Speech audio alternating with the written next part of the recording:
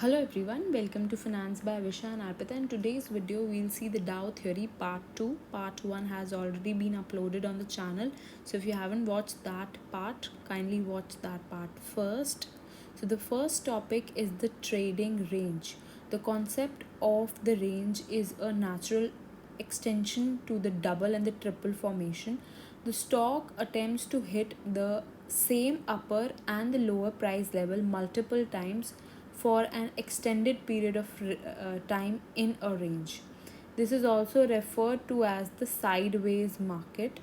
As the price oscillates in a narrow range without forming a particular pattern, it is called a sideways market or a sideways drift.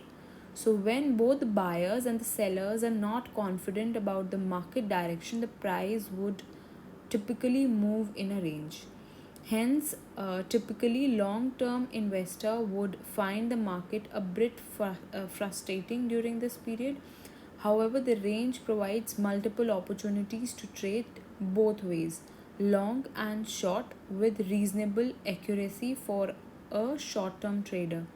The upside is capped by resistance and the downside by the support. Thus, it is known as the range bound market or a trading market, as there are enough opportunities for both buyers and sellers. So, in this chart, you can see the stock's behavior in a typical range. As you can see, the stock hit the same upper rupees 165 and the same lower as 128 multiple times and continue to trade within the range.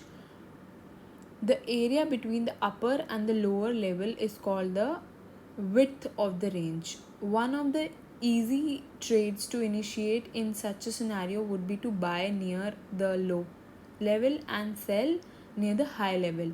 In fact, the trade can be both ways, with the traders opting to short at the high level and repurchase it at the lower level. In fact, this chart is a classical example of blending Dow theory with candlestick pattern.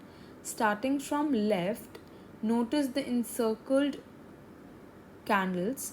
The bullish engulfing pattern is supporting along.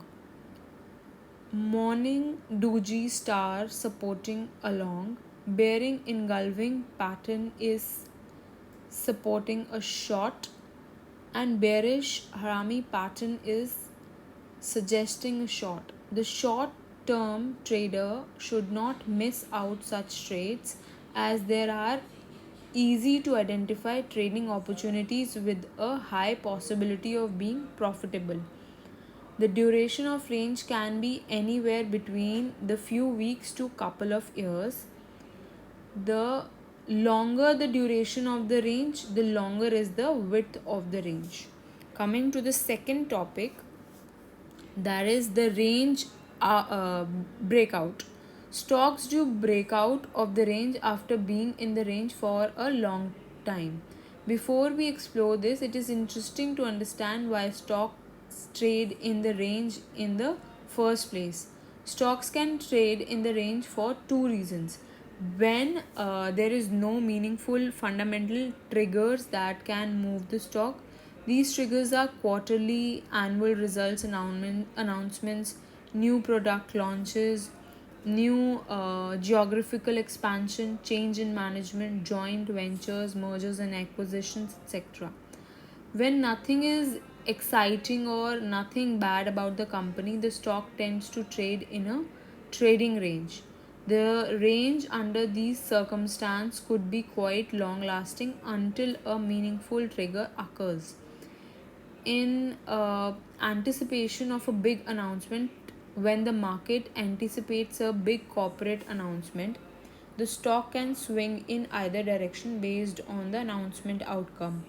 Till the announcement is made, both buyers and sellers would be hesitant to take action, and hence the stock get into the range. The range under such circumstance can be short-lived, lasting until the announcement is made. The stock, after being in the range, can break out of the range. The range breakout more often than not indicate the start of a new trend.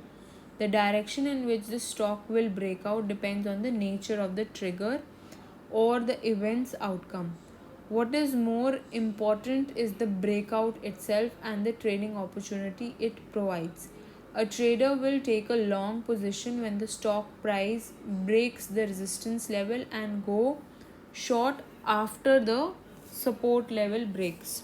Think of the range as an enclosed compression chamber where the pressure builds up on each passing day. With a small vent, the pressure eases out with a great force. This is how the breakout happens. However, the trader needs to be aware of the concept of false breakout. A false breakout happens when the trigger is not strong enough to pull the stock in a particular direction. Loosely put, a false breakout happens when a not so trigger friendly events occur and impatient retail market participants react to it. Usually, um, the volumes are low or false range breakout, indicating there is no smart money involved in the move. After a false breakout, the stock usually falls back into the range. A true breakout has two distinct characters. So, volumes are high, one is this, and the second is after the breakout, the momentum, that is the rate of change in price, is high. So, you can have a look at the chart here. The stock attempt to break out of the range three times. However, the first attempt were false breakout. Low volumes and low momentum characterize the first breakout starting from left. The second breakout are characterized by impressive volumes but lacked momentum. However, the third breakout had the classical breakout attributes, that is high volumes and high momentum. Now coming to the third topic, that is trading the range breakout. Traders buy the stock as soon as the stock breaks out of the range on good volumes. Good volumes confirm just one of the prerequisite of the range breakout. However, there is no way for the trader to figure out if the momentum will continue to build. However, the trader should always have a stop loss for the range breakout trade. For example, assume the stock is trading in a range between 128 and rupees 165. The stock breaks out of the range and surges above 165 and new trades at rupees 170. Then traders would be advised to go long 170 and put a stop loss at rupees 165. Alternatively, assume the stock breaks out at rupees 128, also called the breakdown, and trade at rupees 123. The traders can initiate a short trade at rupees 123 and treat rupees 128 as the stop loss level. After initiating the trade, if the breakout is genuine, then the trader can expect a move in the stock that is at least equivalent to the range width. For example, with the breakout at rupees 168, the minimum target expectation would be 43 points, since the width is 168 minus 125, 43. This translates to a price target of rupees 168 plus 43, that comes out to be 121. Now coming to the fourth topic, that is the flag formation. The flag formation usually occurs when the stock posts a sustained rally with almost a vertical or a steep increase in stock price. Flag patterns are marketed by a big move which is followed by a short correction. In the correction phase, the price would generally move within two parallel lines. Flag pattern takes the shape of a parallelogram or a rectangle, and they have the appearance of a flag on the pole. The price decline can last anywhere between 5 and 15 trading sessions. With these two events, that is price rally and the price decline occurring consequently, a flag formation is formed. When a flag forms, the stock inevitably spurts back suddenly and continues to rally upwards. For a trader who has missed the opportunity to buy the stock, the flag formation offers a second chance to buy. However, the trader have to be quick in taking the position as the stock tend to move up suddenly. In the chart above, the sudden up move is quite evident. The logic behind the flag formation is fairly simple. The steep rally in the stock offers an opportunity for market participants to book profit. Invariably, the retail participants who are happy with the recent stock gain start booking profit by selling the stock. This leads to a decline in the stock price. As only the retail participants are selling, the volumes are on the lower side. The smart money is still invested in the market, and hence the sentiment is positive for the stock. Many traders see this as an opportunity to buy the stock, and hence the price rallies all of a sudden. Yeah, now the fifth topic is the RRR, the reward to risk ratio. The concept of reward to risk ratio is generic and not really specific to Dow theory. It would have been apt to discuss this under the trading system and the risk management. However, RRR finds its application across every trading type, be it trades based on technical analysis or investment through fundamentals. For this reason, we will discuss the concept of the reward to risk ratio. The calculation of the reward to risk ratio is straightforward. So, if you enter, so look at the details of the short term long trade. Entry you entered at 55.75, stop loss आपने लगाया 53.55, expected target is 57.20. On the face of it, considering it is a short term trade, the trade looks alright. However, let us inspect this further. What is the risk the trader is taking? Entry minus the stop loss. Entry was 55.75 and stop loss is 53.55. So 2.2 is the risk the trader is taking. What is the reward that he's expecting? Exit minus entry. Exit is 57.2 minus 55.75, 1.45. This means for a reward of 145 points, the trader is risking 2.2 points, or in other words, the reward to risk ratio is 1.45 and we divided by 2.2, 0.65. Clearly, it is not a great trade. The great trade shall be characterized by a rich RRR. In other words, for every rupee one you risk on trade, your expected return should be at least 1.3 or higher. Otherwise, it is simply not worth the risk. For example, consider this long trade. Entry you enter at 107, stop loss आपने लगाया 102 पर and expected target is 114. In this trade, the trader is risking rupees 5 or 107 minus 102 for a expected reward of rupees 7, 114 minus 107. So RRR in this case is 7 by 5, that is 1.4, which means for every 1 or rupee of the risk, the trader is assuming he is expecting 1.4 as a reward. Not a bad deal. The minimum RRR threshold should be set by each trader based on his or her risk appetite. For instance, personally, I won't say I like to take up trades with a RRR of less than 1.5. Some aggressive traders won't mind a RRR of 1, meaning for every one they risk they expect a reward of rupees 1. Some would prefer the RRR to be at least 1.25. Ultra cautious trader would prefer their RRR to be upward of 2, meaning for every rupee 1 of the risk they would expect at least rupees 2 as a reward.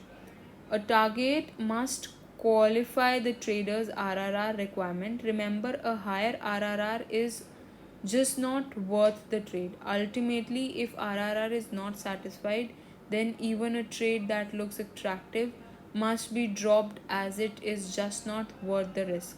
To give you a perspective, think about this hypothetical situation.